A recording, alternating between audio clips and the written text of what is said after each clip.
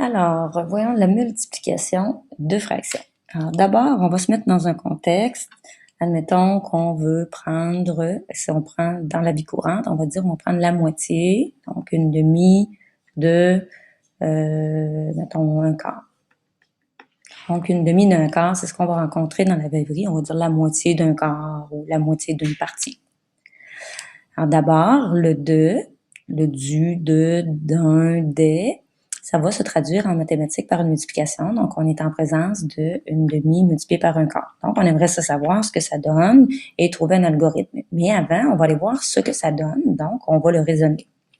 Alors, admettons que j'ai une pizza que j'ai achetée pour ma famille et que ma famille en a mangé pour le souper une partie. Et voici ce qui reste de ma pizza. Il en reste le quart. Donc, ça, c'est ce qui reste de ma pizza. Alors, qu'est-ce que je fais, bien entendu? Je la mets dans le frigo, le lendemain midi. Bon, mes enfants viennent me voir. On peut manger le reste de la pizza, bien sûr.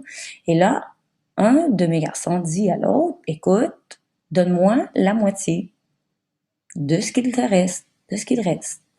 Donc, voici ce qu'il reste. En prendre la moitié, et mon autre garçon va prendre la pizza, va la séparer en deux, puis il va donner ça à son frère. Donc, voici ce que son frère aura. Voici la demi du un quart, c'est-à-dire de ce qu'il reste. Mais si on observe comme il faut, et qu'on resubdivise, comme si elle existait encore, cette fameuse pizza, on va s'apercevoir finalement que cette portion représente 1 sur 1, 2, 3, 4, 5, 6, 7, 8. Donc, mon garçon, celui qui en a demandé la moitié, en mangera donc un huitième. Plusieurs événements issus d'une même expérience aléatoire. Alors, donc, je reviens.